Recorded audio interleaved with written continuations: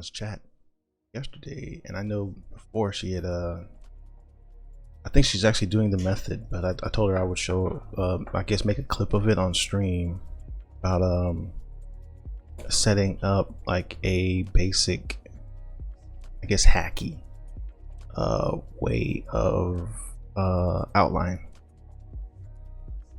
an asset. So which I could do that here and most likely do it with a cube. Let's see if I can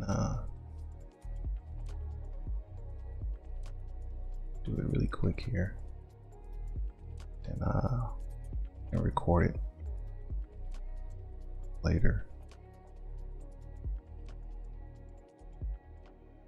Essentially, you're going to do this, duplicate it, I'm doing this one here, you almost turn on backface culling, because that's what UE4 and most game engines are going to have, is a backface culling.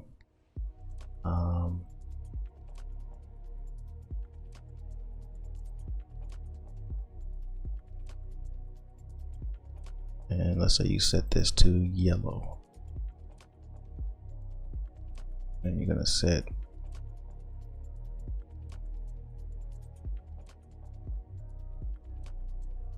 other object to I don't know, maybe blue. I guess I think that should contrast pretty good, pretty well. All right, and there you go.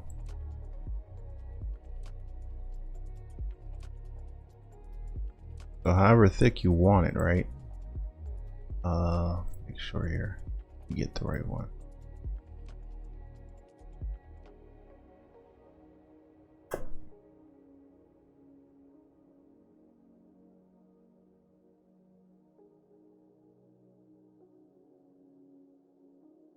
Okay.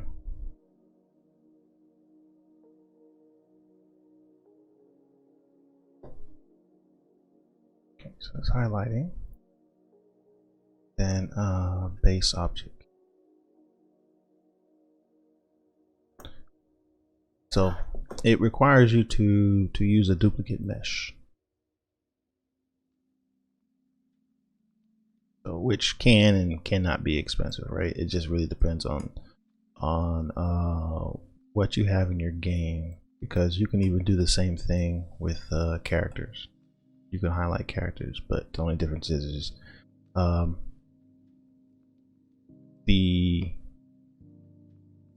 the character is moving, right? I suggest that you go into it trying to make the character one whole piece, because I've found, at least in UE4, that if your character is made up of like multiple like meshes just merged, not really with welded with welded vertices, but just merged, I find that when it's inverted, you'll see all of those intersections and it looks pretty ugly. But if the mesh is one whole piece with welded vertices at the sections where they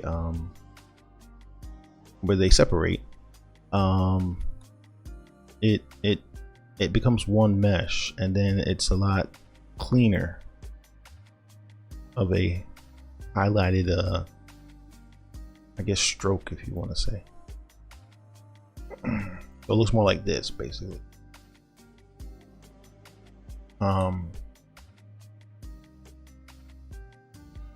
Else here,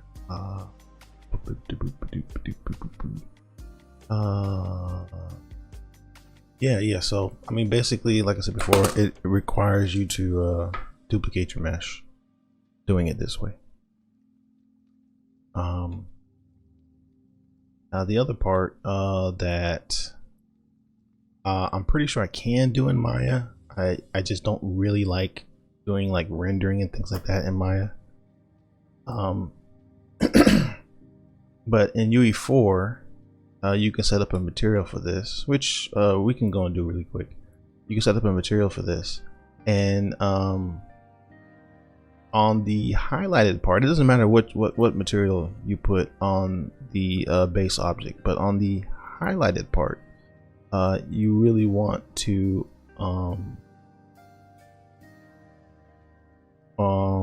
overdrive the emissive channel.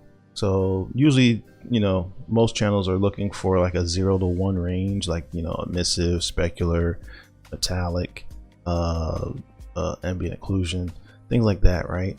But you can set the values to all of those 0 to 1 range channels to above 1. All that means is you're driving it from a black to white to a black to super white, you know, or supernova white, you know what I mean? So all it's going to do is start to give off a glow effect with the emissive. So we could do that right now. In fact, we can save both of these right together, and then you can do a export, and then you can do here.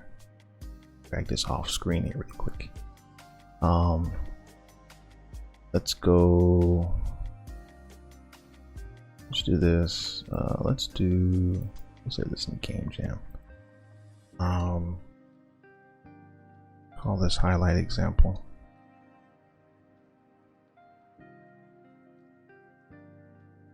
And then we already have UE4 open.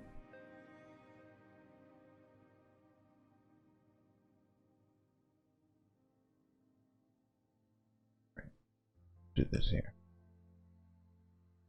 and at least in UE4 you can even set it to where it gives off light too. Not the most cheap, effective way of doing emissive lighting, but granted.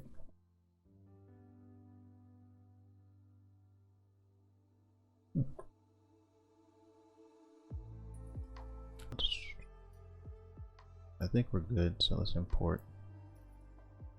All right, we can set up a material really quick for this, so I can show how to do that as well.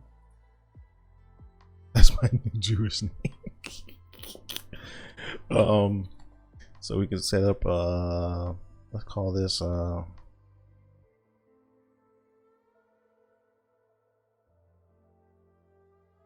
highlighting. I like to do this here. Create a material instance. Call this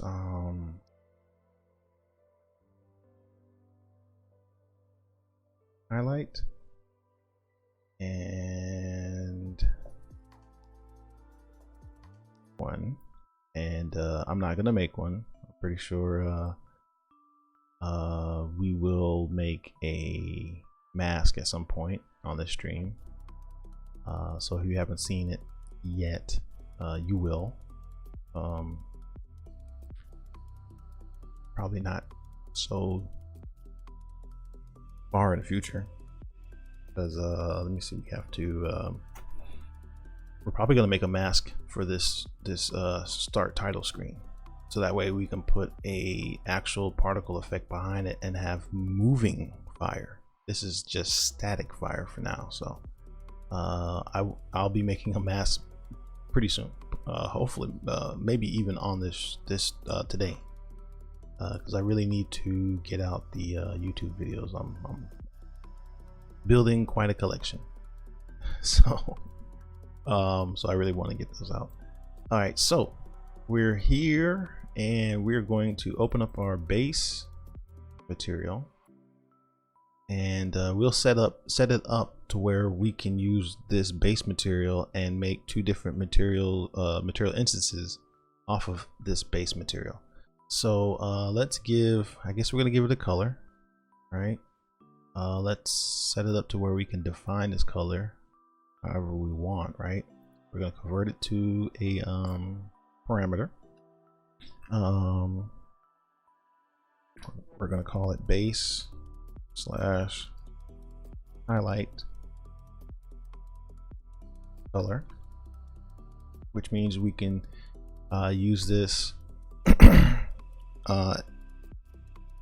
on either a base object or the highlighted color of that base object, right? All right, cool. So we have that set up. Let's set that up to default to white. All right, cool. Italic 0, 0, 0. Okay. So the other thing we need to do is do emissive color. That's really it. So holding down S, left click to get the shortcut for a scale parameter. We're going to call this highlight strength.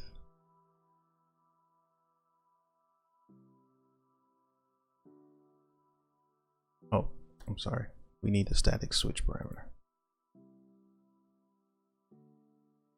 So do static switch first, right? We're going to say, basically we're going to say, let's start out with 2. Good enough. Let's do Boolean parameter. We'll name this use highlight with a question mark. Feed that into here. We'll default this to false, right? And that way, if we need it, we'll, obviously select it and enable it. And if it's false, the emissive should be 0. And that's really it. That's all we need for this basic cube setup that we're using right now. Obviously, if you were using like a more complicated mesh, it probably would be easier to just make a completely separate material just for highlighting, so that way this setup doesn't have to be included in every single base material of your base objects. So it'll be simpler in that situation, but for our example, we're just going to include both in one and create 2 different material instances. Okay, so that setup should work. We're going to save this. We're going to we should just be able to do this inside, or at least look at it inside of open this up too.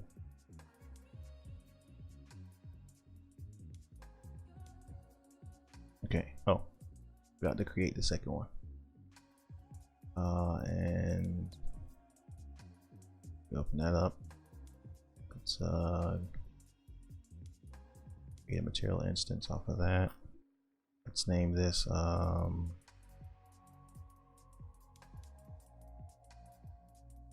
base. Call it base asset. That's probably better. All right, cool. So let's open this up here. I don't think I named them. Yeah, I did. Well, I named it blue and yellow, so that didn't really help. But okay. So blue would be the base. Yellow would be the highlight. Right? Oh, let's open up both of these. Okay, so this is what we're going to do. Actually, you do it this way.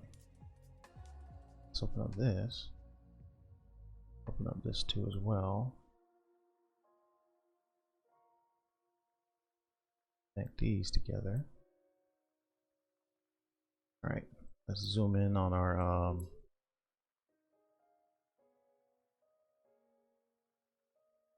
cube.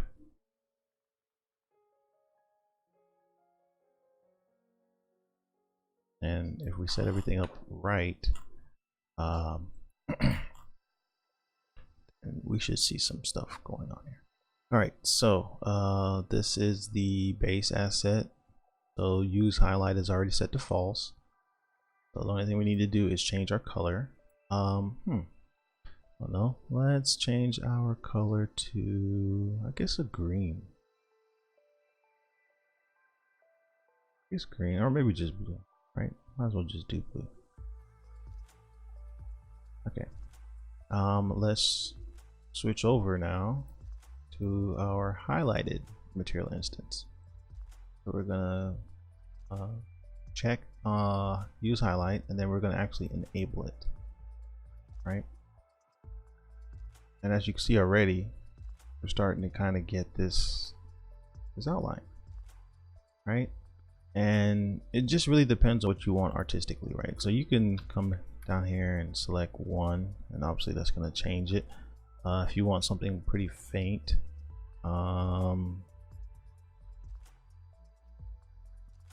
know what I forgot to add? I forgot to add transparency. Sorry about that. But like I said before, even the transparency is an artistic part of it, so you don't have to add transparency. It's just if you want the highlighted part to kind of be transparent, where you can, you know, if you're setting it to a low setting, you can see through it, you would have to use transparency, and then it would actually have to be set like that.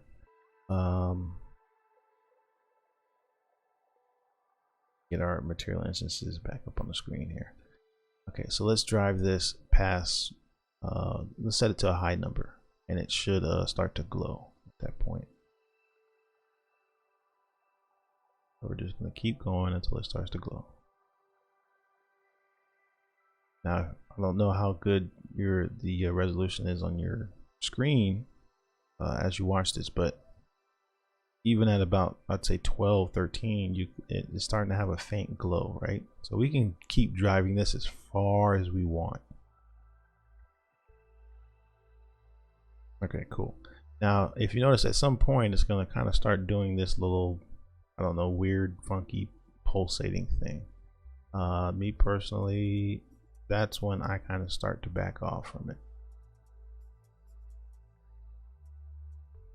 Now that might be something that you might actually want, and if it is, hey, cool. You know, it's your artistic call.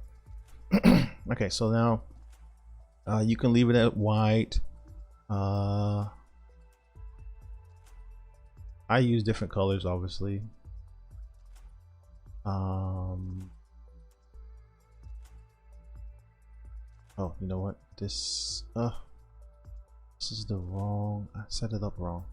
All right, chat, give me a second, because we're gonna have to go back in our material here. Okay, so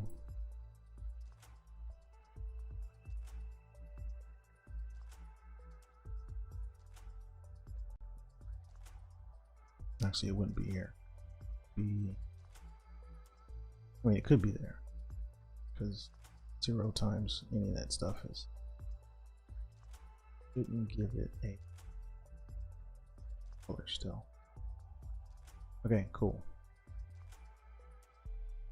Now this should work a lot better. So basically what I did just then is this is still going to be white, right? Because I explained that before on stream before. You can actually input not only a 0 to 1, but you can actually input a color value here. And because you can input a color value here, if you put a single value, what it will do is it will take that single value and actually apply it to all 3 color channels. So if you take 1 and you apply it to all 3 color channels, you're going to get white. And so that's why, even though we were trying to change a color in the material instance, it wasn't going to apply anything. So what we basically did is we're taking this strength and then we're multiplying all three channels by this value here. So when we come back over here, since we already did set up a color, now you can see our highlighted color is actually changing. So yeah, we can change it to any color we want, right? And it's going to change. And that's just a real simple way to get a highlight on your objects. Obviously, you know, depending on the style of game that you're making, this might be the perfect way of doing that. You know what I mean? If you're doing like a stylized, I believe, I think this is probably the most perfect way doing the highlighted option. I'm not sure how it might work with cell shading, but I mean, it doesn't affect or shouldn't affect your base asset. So obviously you would, if you have any doubts if it would work or not, just create two different materials.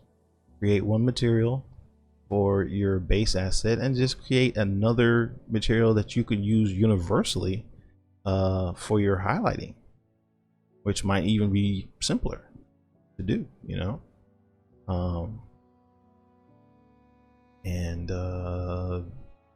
Yeah, then you can apply whatever color you want. You can save some instructions if you're doing it in UE4. I don't necessarily know what the base parameters are in Unity or any other game engine, but you can make sure that if you're using a different material for the highlighting, you can set it to unlit, because obviously, you know, it doesn't need to be affected by lighting information. You can set it to fully rough too. That saves instructions.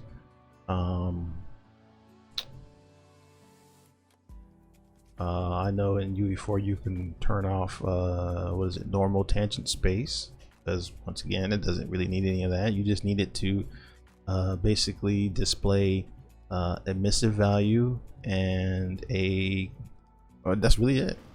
Thank you for tuning into this tutorial. It's my first one, a little rough, but as we go along, we'll make more of these. We'll have overviews of mechanics. We'll just go over things that might be popular, might not be popular, but nonetheless, you know, showing the mechanics and the uses of UE4 and different tools that it offers. Don't forget to hit that like button, give us a like, hit the notification, and subscribe to Divine Dev Studios.